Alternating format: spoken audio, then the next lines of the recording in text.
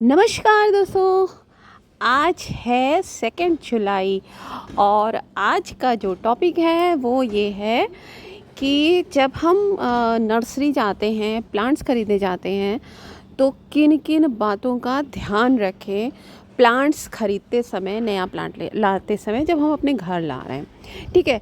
तो देखिए, सभी जगह लगभग मानसून आ गया है और गार्डनिंग करने की शुरुआत भी हो गई है।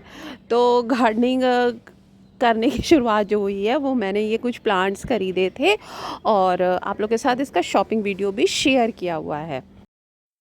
तो बल्कि शॉपिंग वीडियो क्या था, वो शॉपिंग तो की ही है, वो गिफ्ट में मेरे बेटे ने मुझे दिया था, तो उसका लिंक मैं खैर दे दूँगी। तो चलिए अब आज बात करते हैं कि किन किन बातों का ध्यान रखा जाए जब आप नया प्लांट खरीदने जा रहे हैं नर्सरी से। तो पहले अपनी बात करते हैं, वहाँ की बाद में बात करते हैं, पहले अपने घर की करते हैं कि देखिए, हमको सबसे पहले ये देखना होता है कि हमारे घर में धूप कितनी आती है। जैसे कि हम बहुत सारे प्लांट्स चाहते हैं, पसंद करते हैं, बहुत अच्छे लगते हैं, पर हम हर चीज़ अपने घर नहीं ला सकते हैं। बीच बीच में ना मैं आपको अपने ये सारे प्लांट्स दिखा रही हूँ। ये पूरे दिन की धूप में रखे हुए थे। ये खैर कटिंग प्रून किया था, तो इसको देखो, ये मैंने कटिंग्स नाग चंपा की प्रूनिंग करने के बाद जितनी स्टेम्स थी ना, उनको फेंका नहीं था और सब मैंने लगा दिया था। तो सब ये लग गई हैं और धीरे धीरे करके मैं रिपोर्ट करूँगी। फ़िलहाल तो अभी जितने जो नए प्लांट में करीब 25 से 30 नए प्लांट मैं लेके आई हूँ, तो 25 तो हैं ही।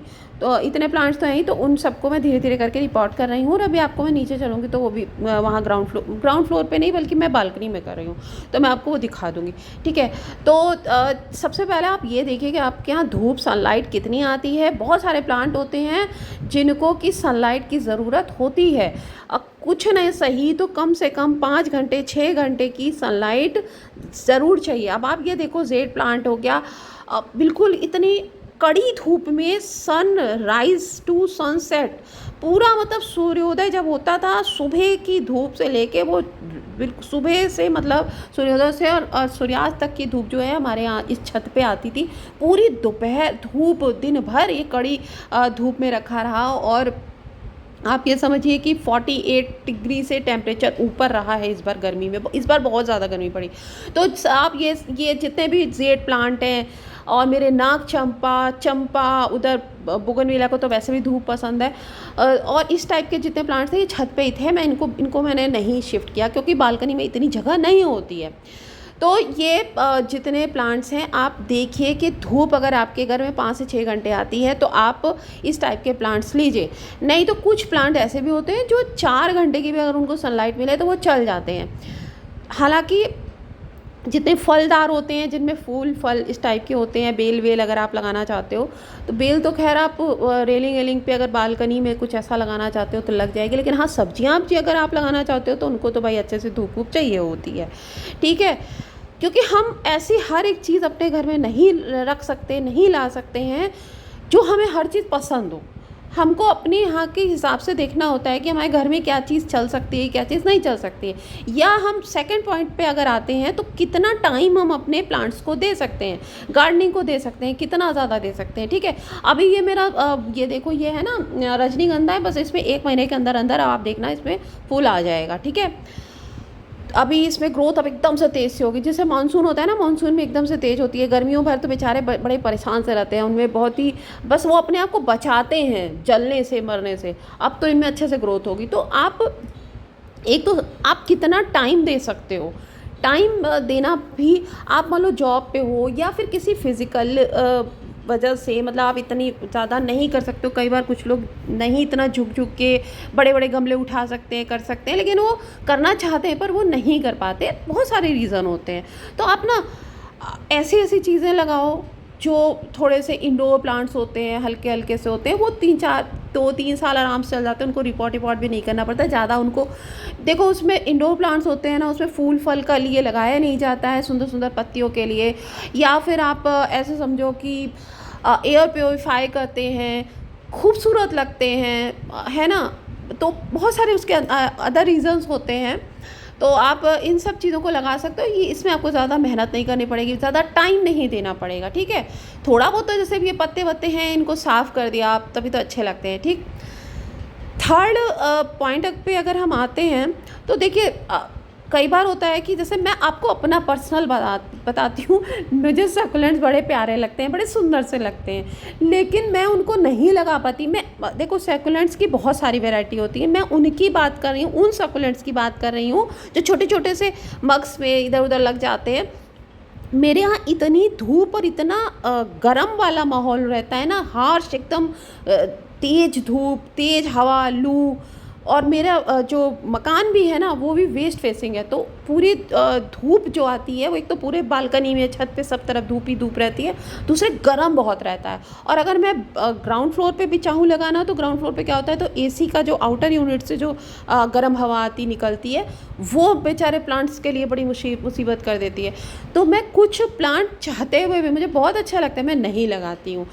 तो ये है कि आप ये देख लो कि आपके यहाँ सक्यूलेंट्स हैं, इस टाइप के प्लांट हैं जो देखने में बड़े सुंदर लगते हैं, विंटर हुआ या ऐसे कुछ होते हैं, उनमें आप ले लोगे, अच्छे से मिल भी जाते हैं, पर वो चल नहीं पाते हैं। ठीक है, इसके बाद हाँ ये है कि जैसे अर्डेनियम है, अर्डेनियम तो मैं देखो ऊपर लगाती हूँ, अर्डेनियम भी एक सक्यूलेंट वैरायटी ही होता है, पर उसकी इतनी बात नहीं है, वो तो चल जाता है। पर जिनको धूप नहीं चाहिए होती है, ऐसे सक्यूलेंट होते हैं जो ठंडी ठंडे एटमॉस्फेयर को पसंद करते हैं। उनको पानी तो नहीं चाहिए होता है, पर उनको ठंडक चाहिए होती है, तो वो विंटर में चलते हैं, बाकी चलते वलते नहीं हैं। तो वो मैं अपने घर का आप देख लिया है, मैंने हिसाब किताब मेरे यहाँ नहीं चलने वाले। और मैं ठीक है, चलिए नेक्स्ट पॉइंट पे आते हैं। मेरे पास एक कमेंट आया था, उन्होंने बोला कि उन्होंने पूछा है कि पूजा के पर्पज़ से ऐसा वो प्लांट लगाना चाहते हैं जो कि साल भर मतलब रहे, परमानेंट प्लांट रहे और फूल देने वाला हो। तो देखिए, कोई भी प्लांट हो, कोई भी, वो 365 दिन फूल नहीं देगा, ठीक है ना। जो परमानेंट प्लांट होते हैं उनका एक आराम वाला, रेस्ट वाला पीरियड आता है, वो आता है आपका समझ लो कि दिसंबर जनवरी हो गया, या एक्सट्रीम जो इधर गर्मी हो गई, इधर भी एकदम ये फूल नहीं दे पाते। तो बाकी अगर आप लगाना चाहते हो तो जितने भी चांदनी की वैरायटी होती हैं, सिंगल चांदनी, डबल चांदनी, सब कुछ आप लगा सकते हो ना। इसमें मोगरा हो गया, चंपा हो गया, कनेर, ओलियंडर, ये सब भगवान को चढ़ता है। इस टाइम पे आप अगर आप नर्सरी में जाओगे तो आपको अपराजिता खूब मिलेगी। अपराजिता तो भगवान को बहुत बहुत पसंद है। वो आप एक तो शुभ भी प्लांट माना जाता है, उसको आप ज़रूर अपने गार्डन में शामिल करिए। मैं नीचे इधर आ गई, मैं नहीं आपको दिखा पाई ऊपर। तो वो है, आप जितने भी पीले रंग के फूल होते हैं, जैसा मैंने कह रही है तो मैंने लगा दिया है, ये भी नई लाई हूँ और इसमें मैंने लगाया है बेल वाले। तो इस तरीके के आप प्लांट लगा सकते हो। गुलाब सब आप जानते ही हो। कुछ आप सीजनल फूल भी लगा लो, जैसे कि इस समय क्या है ना, बालसम आएगा। बालसम मतलब वो हो गया गुल मेहंदी भगवान को खूब चढ़ता है और वो 4-5 महीने चल जाता है, बीज से भी लग जाता है। आप नर्सरी जाओगे तो आपको पौधे बेच के मिल जाएंगे। तो इस तरीके से मुझे कुछ पॉइंट्स याद आए, ध्यान में आए, तो मैंने सोचा आप लोगों के साथ भी उसको शेयर करूं। और लोगों को पूछना हो तो आप मुझसे पूछ सकते हैं कमेंट में। बाकी मैं जो भी नए प्लांट्स लेकर आए, उन सभी प्लांट्स के रिपोर्टिंग का वीडियो मैं आपके साथ शेयर करूंगी। उसके साथ ही आगे के वीडियोज़ में जितने पुराने प्लांट्स हैं उन सब का भी शेयर करूँगी। चलिए एक चीज़, एक दो बातें आपको मैं पॉइंट और बताती हूँ। जब आप नर्सरी से प्लांट लाइए ना, तो उसमें आप ये चेक कर लीजिए कि नई ग्रोथ हो रही हो। जैसे गर्मियाँ थी अब इधर बीच, अब नई ग्रोथ सब में स्टार्ट हो गई है धीरे धीरे। तो आपके पास 3-4 वहाँ पे प्लांट रखा हुआ है, आपको चूज़ करना है कि कौन सा लें। तो आप उसमें देखो कि नीचे से कई स्टेम निकल रही हो, ऐसा नहीं हो कि सीधे एक ही डंडी निकली हो आप ले लो, ठीक है।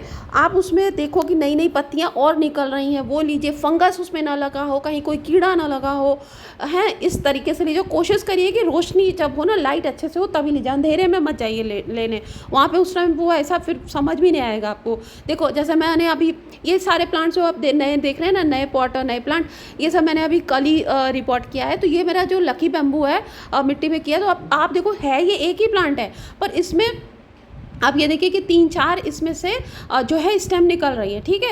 अब इसी तरीके से ये सब हो गया, फर्न हो गया, इसमें भी सब नई नई पत्तियां साइड से जो है निकल रही हैं। इसको भी बहुत आसानी से आप वो डिवीज़न मेथड से डिवाइड करके इससे कई प्लांट और बना सकते हैं। मैंने इससे तो सिर्फ एक ही बनाया, 1-2 बनाया, ज़्यादा नहीं बनाया फिलहाल। अभी तो नया प्लांट लेके आई हूँ, अभी बनाऊँगी, थोड़ा गमला भर जाएगा ना जब तब।